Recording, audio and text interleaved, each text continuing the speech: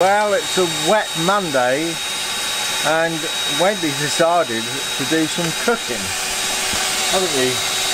Yeah, we've got a bit more room now for me to make a mess. Yeah. So Wendy's bought a new mixer, kitchen mixer, and some new scales. She's very excited. Yes. She's even asked me to get involved. I've cut this up. This is fruit. It was pears. Well, I've cut some pears up. They've been sort of sitting on there for about 4 or 5 days, and we've not eaten them. So we're going to make a pie or cake out of them.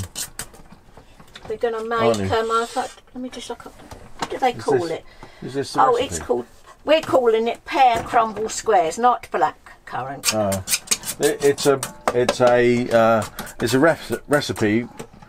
It's called Blackcurrant Crumble Squares, but Wendy likes to adapt, don't you? Yeah, I do.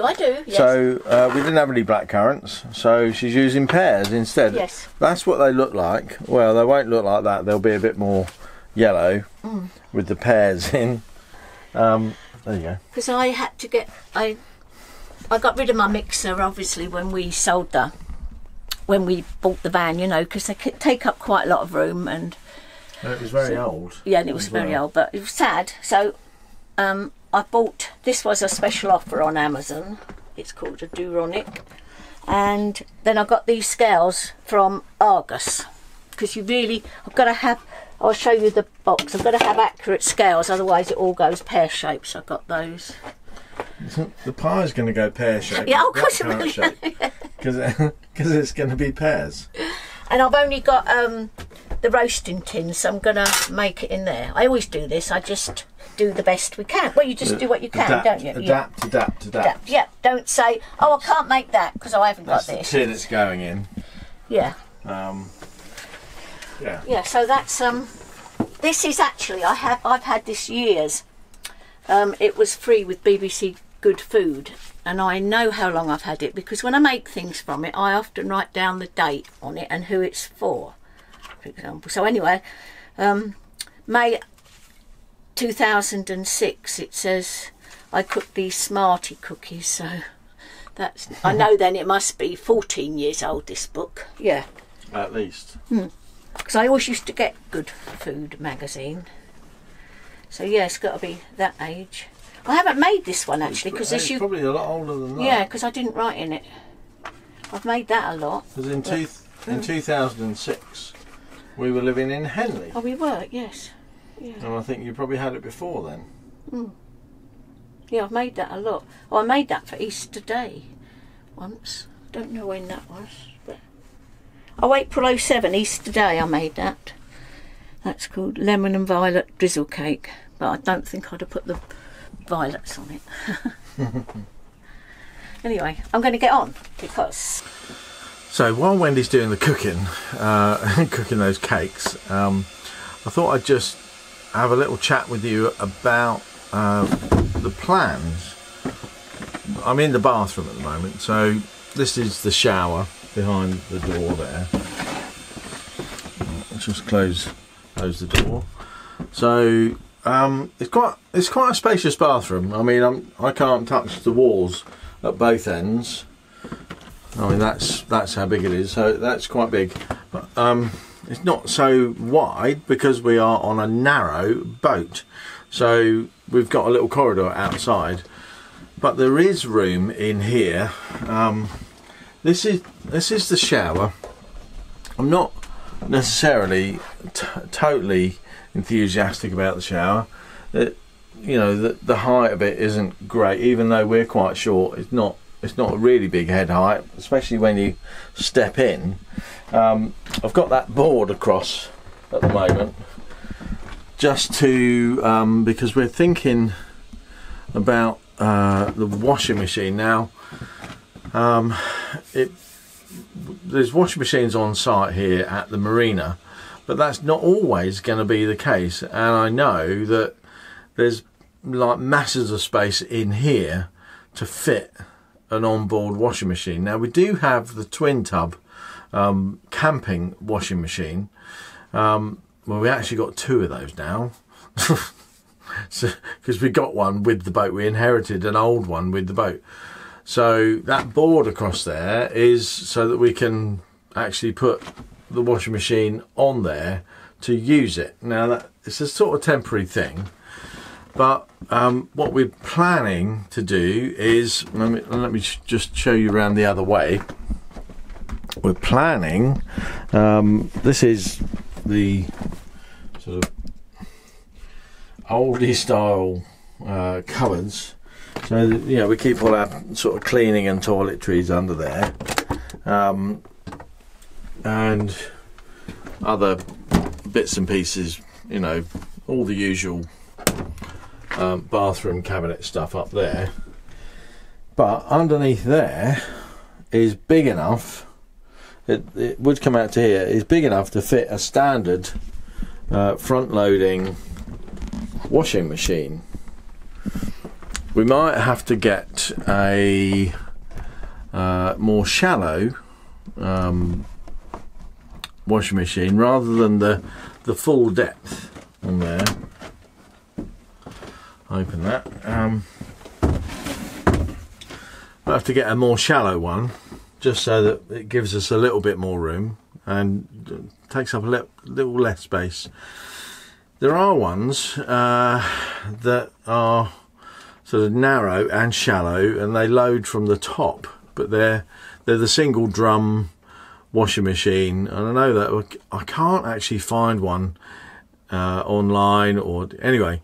But the big thing is that what we need is a cold fill, cold wash washing machine, because you know we've got used to sort of washing our clothes, you know, more often, so that they don't really need a boiled wash, apart from occasionally where we do take some clothes into a laundry and give them a good blast with very hot water. It's not so great to do it on the boat or in the motorhome, because it's so much electricity to get water to that sort of temperature. They're just not efficient at all. We don't like doing it, so that's what we're looking to do. So all that stuff in the cupboard under there will need to go in a cupboard up here. And what I'm thinking of doing, and this is all the sort of DIY stuff, is this cabinet here will be replaced by a slightly deeper cupboard, maybe going up to the ceiling or a bit more, and then over this side, so you know, a cupboard going from there over to here, so maybe, you know, 1.5 times the depth, the width of that cupboard, but then a set of shelves in there, sort of open shelves like this, because it's nice to have some open sort of shelving, just have things a bit more accessible on show, you know, and stuff like that. So that's what we're thinking of doing there. And also out the front here, through the bedroom, we've got lots of stuff going on out here. I've been I've been cleaning up. Might not look like it, but I've been cleaning up. And you know, I've been cutting bits of wood and stuff like that. So all this stuff out here, what I want to do is underneath this is the bow of the boat, the front of the boat. Just beyond that window there is the water tank, so all the water stored there. And then we've got this big area here, and all this opens up. It's a sort of canvas cover. All this opens up, and what I want to do is build a seat area all around there. It's a bit blocked up at the moment, so I can't really show you it too much. And also, I'm sort of halfway through building this cupboard. What this is going to have is a set of doors, sort of halfway doors here. So you've got a halfway divider, and there'll be a door opens that way, and the door opens that way, and then the same here.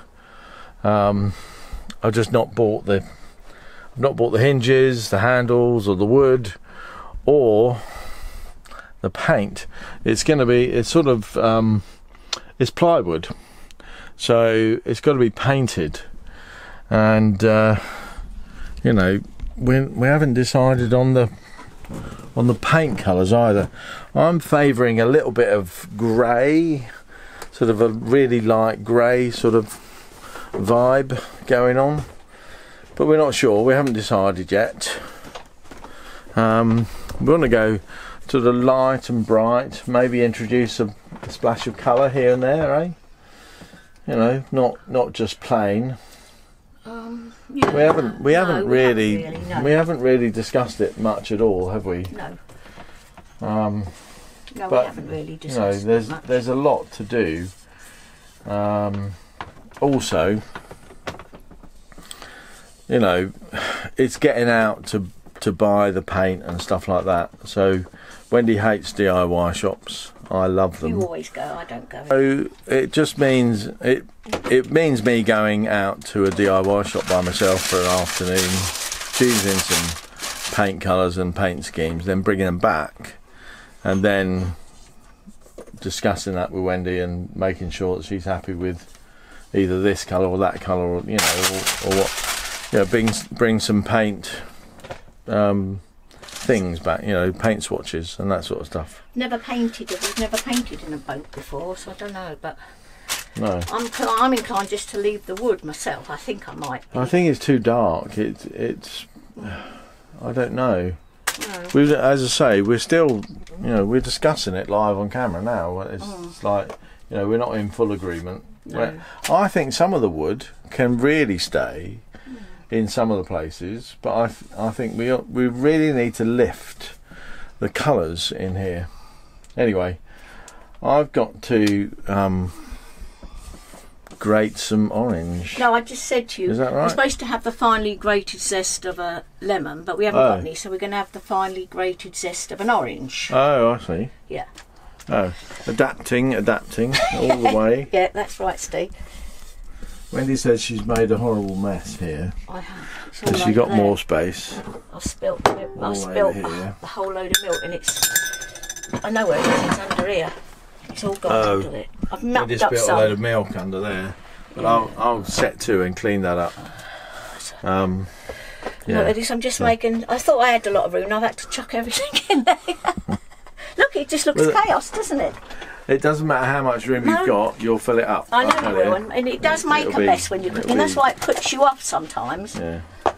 But I didn't prepare properly, so that's it. I should have really got all the ingredients out and got them all weighed up. I usually do that. I'm out of practice, I think. That's what I usually do. Definitely out of practice cooking cakes. Yeah.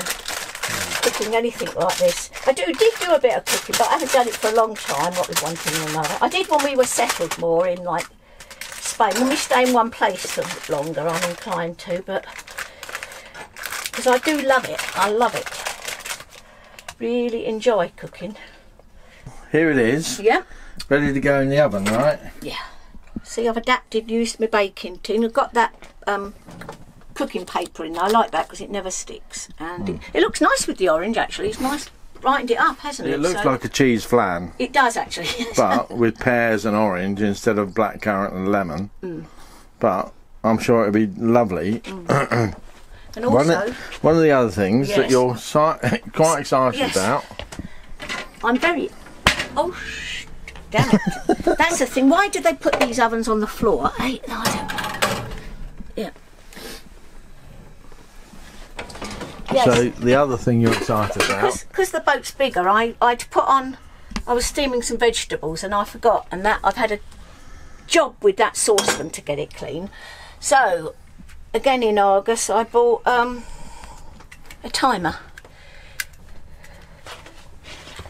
and I'm going to set it for 45 minutes so that we won't there's quite big buttons on it too, actually. We used to have a timer. Yeah, we did. It might have been a salter as well. Yeah. And we had it for like 20 or 30 years, didn't we? We did. It was very good. And it got dropped a few times. and busted, and we never bought another one. No. And you can, it's got a magnet or it's got a hook. Anyway, we'll put it up there. So, good. So there you go. That's our pear and orange blackcurrant crumble squares from BBC Good Food. I hope it comes out all right. It's a cold but dry day, isn't it? Yeah, it is. Quite nice. Today, it's Tuesday, and Wendy thought that she wanted to go, as we're now in one place, well, we've got a base, as it were. Wendy's going to go to the hairdressers, aren't you? The last time I went to the hairdressers was about a year ago, I think, when we was in East Germany. We were. Yeah. And yeah. We'd had a bit of a mix-up with scissors. Yes, we had. Yes. And it had all gone quite terribly wrong. Right down to me, really. And we found a little hairdressers in East Germany. Yeah, we did. That's right. Yeah. Very, very friendly. Yeah. And we didn't. They even managed to stop laughing. Yes. Or to not laugh at the mess I'd made of trimming Wendy's hair up. And you know, they did that lovely style. They did a lovely style, though we couldn't communicate, with them, because of course not. One man there spoke a little bit of English, one younger man, having his hair cut. But no, you see, just don't need language. Yeah. They just showed me pictures, and I said that, and yeah, that was very good. Good experience that was. Yeah.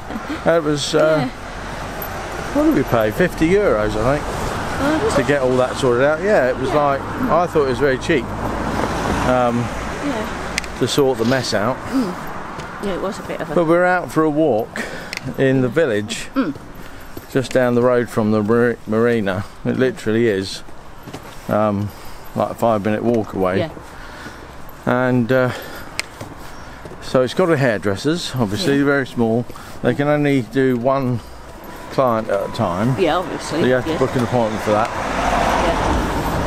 Yeah. They've got pubs.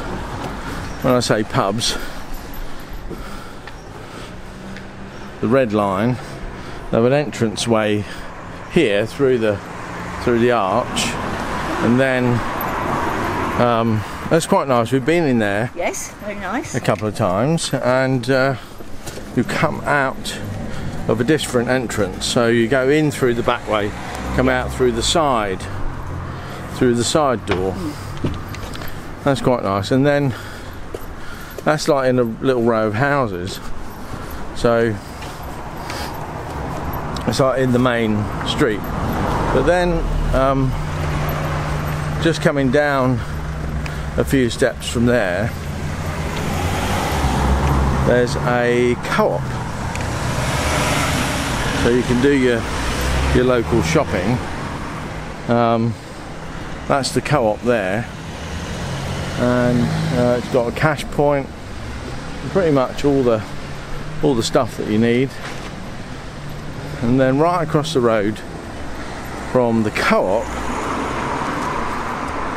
is another pub. No, we're not going It's that there. one. No. The Wheat Sheaf. Now the entrance is just about where that person digging. That's the entrance there, and that's the exit at the moment, just there. That's a very nice pub. There's a notice board, and then just around the other corner, round that way, there's another pub, and I can't remember what that's called. No, Can you? There's a servicemen's club. Oh, there's the, oh yeah. The Red Line. No, it's not on. Oh, the Royal Oak. That's the Royal Oak pub. That's yes. The So there's an ex-servicemen's club around the corner that's open sort of short hours, I think. We don't actually know, do we?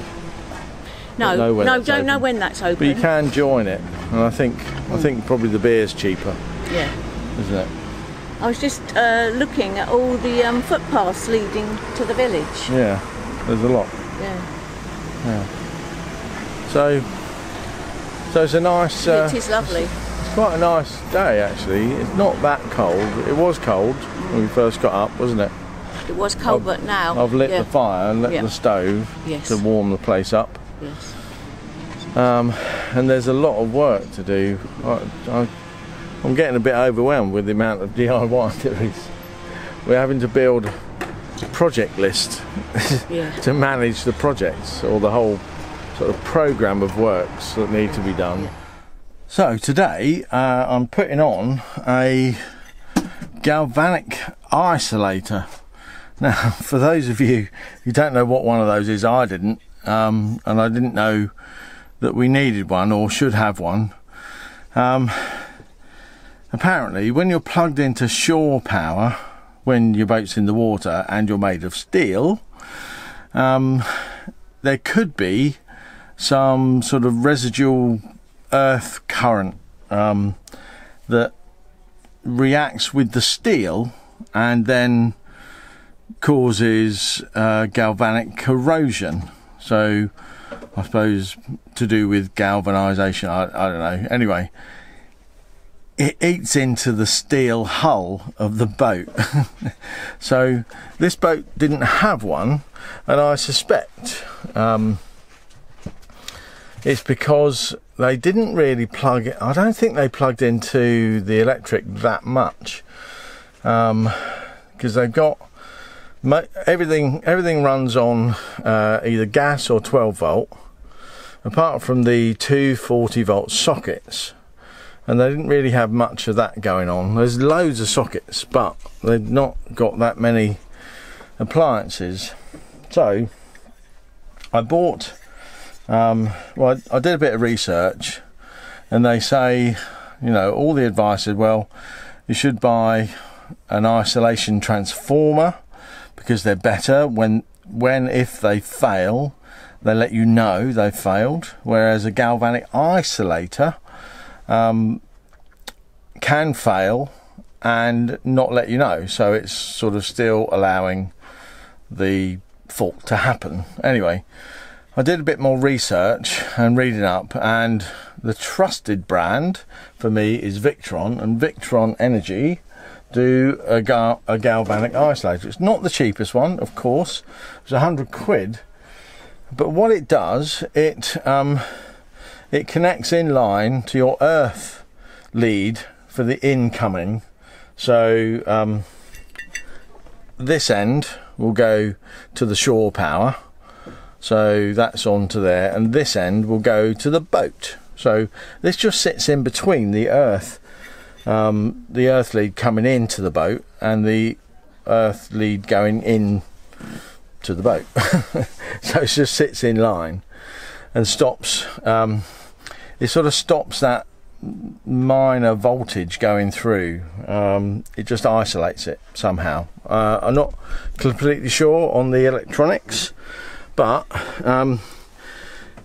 the shoreline input is at the front of the boat, or the sharp end, or the bow, as we call it, and it's sort of situated up there. So the shoreline comes in, plugs in up here, and feeds inside the wardrobe, feeds a changeover switch to go from the inverter to fully off to the shoreline. So not what we're used to, because the Victron inverter dealt with all that, has a changeover switch automatic built into it. So I'll be happy to get that installed. But what I did was just unplug the lead, get that out of the way, that's fine. So that's the shoreline coming in, but I took the cover off of this because there's no power to this now, obviously, because this just runs inside to the boat. But as I was pulling it off, look at that, just that live is loose. it's I'm astonished that actually the electrics blooming well work. It's all pretty Heath Robinson, I think, and that's why I want to really get it sorted out. And one of the reasons I bought a 50-metre roll of this cable, which is the Arctic Blue 3-core 2.5 millimetre 25 millimetre cross section, 25 square mil. So it's the right rated ampage cable for interior electric sockets. So I'm going to just fix this up. So I'm going to put, well, that bit of cable coming through there comes through. Let me show you. Get back inside.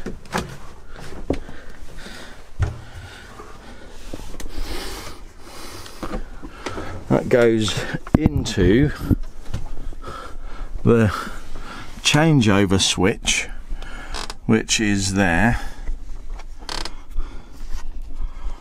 So, and you might see, it's very difficult to see up there, but let me just put a light in there for you. So up there you'll see the black cable just in the back there coming in.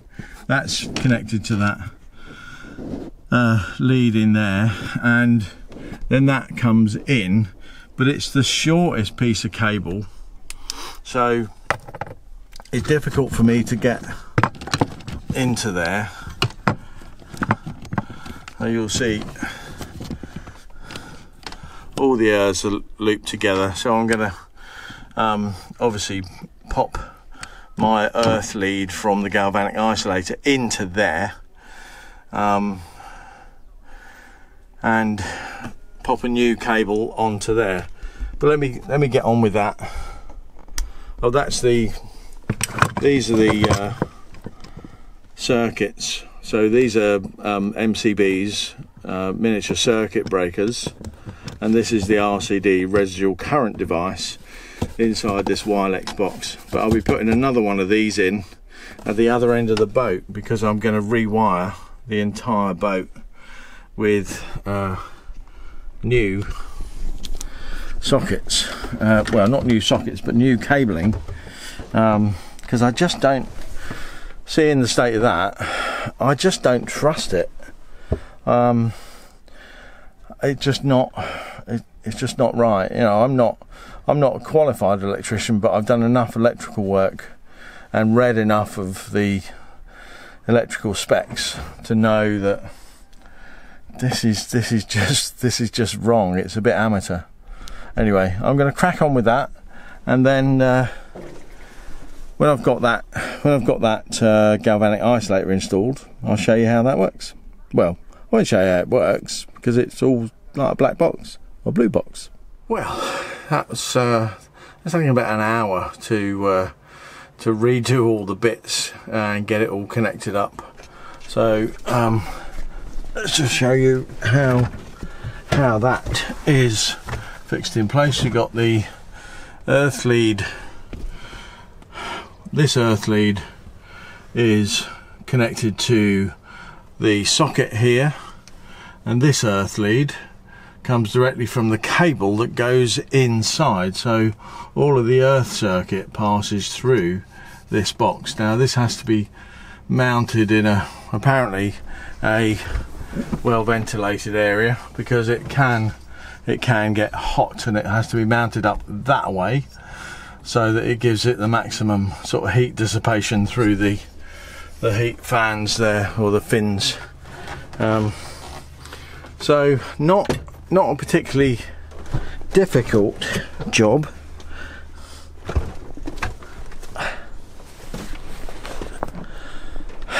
Yeah, not a particularly difficult job, but something that took quite a bit of time to just make sure that all the bits and pieces that I wanted to do were done correctly. So you know, it's quite important to get the electrics right.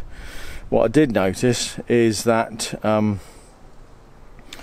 plug, the socket that you plug into with the electric hookup cable was actually wired round the other way. So the live and neutral, or the phase and neutral, were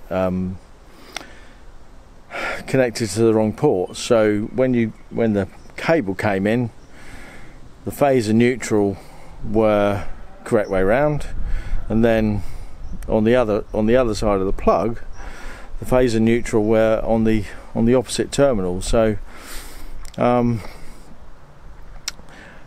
it doesn't stop the electric working because it's just reverse polarity, but it can be quite dangerous if you've not got your double insulated appliances, because the live goes down the neutral when it's like that, and the neutral is the live cable. So it's a bit dangerous. So I changed that back around. I made sure that the blue and the brown cables, the live and the neutral, were all connected up round the correct way, and I've tested it. So the LED lights, they plug in to a 240 volt socket. You'll notice the TV, maybe that plugs into a 240 volt socket down there, and that's the red light has come on there. So that's all nice and working. So now I've got that galvanic isolator installed. You could do with a bit of a better fixing on the onto the bulkhead there, but I haven't got any tapping implements so that I could put bolts into the bulkhead. But just behind it there's some wood, so I've sort of pushed a screw right through a hole that I've drilled into the wood, so that's secured it on. I'd prefer it to be tapped in, and then I could sort of seal it up as well. So I'll be doing that at some future date. But you know, we're not sort of out and about in the rain, so it's not too much of a problem.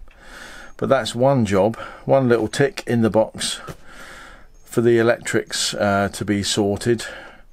The how they've run the electrics is that the circuits are radial, and what we've got down, well, I've started to investigate, and you'll see that there's a sort of channel that runs here with two 30 volt three core cable, and they just go down into those sockets, and it just goes along and just powers up. It goes right back through that black cable, goes right back through to the consumer unit, and there's another set of cables this side, and they just end at a socket down that way. I'll be doing the same thing, putting in a new consumer unit down here in the kitchen. Just over there was a washing machine, a sort of twin tub washing machine installed, or not installed, but just sitting there on the floor. So what we've done is taken that out, and I'm going to leave that in the bathroom for the moment, and then underneath there, this is where all the Victron electric stuff is going to go. So I'm going to put a new consumer unit in with two 2 radial circuits on. So I'm going to put 2 MCBs in and an RCD, same as the one down there, and just wire that all up to a new shoreline hookup at the back here, so that all the electrics will be here, all close together. You know, because the inverters, the current inverter's here, and it's wired all the way back down there. Whereas, you know, there's no need to do that. I'd like to keep it all in one place. So the inverter charger will go here, new input for the shoreline hookup, new consumer unit with the RCD for earth leak protection, and then 2 16 amp MCBs. So 16 amps just to run the 230 volt sockets, and maybe anything else that we need that won't go over the 16 amps. So that's the plan, and then get the 200 amp hour lithium battery inside here as well. I'm sure there's enough space there. Be fixing it to the wall and putting a cupboard across here, and you know, we'll get the benefit of that nice inverter and charger while we're out and about and hooked up to the shoreline. So we won't have to keep on switching over if we want the inverter, because you have to switch the inverter on there and then go down there and switch it over to inverter. Bit of a crazy system, but you know, having the inverter on, draining the batteries, but actually you might not have it switched on down there. Crazy. Anyway, that's that job done. Let's move on to some other stuff.